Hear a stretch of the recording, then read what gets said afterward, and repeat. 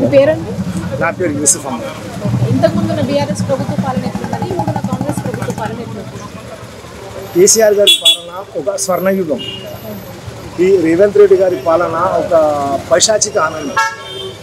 గతంలో 10 ఏళ్ళు పరిపాలించిన కేసీఆర్ గారు రాష్ట్రాన్ని ఎంతో అభివృద్ధి చేశారు. ఈ 2.5 సంవత్సరాల పాలనలో రేవంత్ రెడ్డి గారు అన్ని కష్టాలే. అటు చూస్తే గ్రామాలలో కానీ పట్టణాలలో కానీ అభివృద్ధి శూన్యం.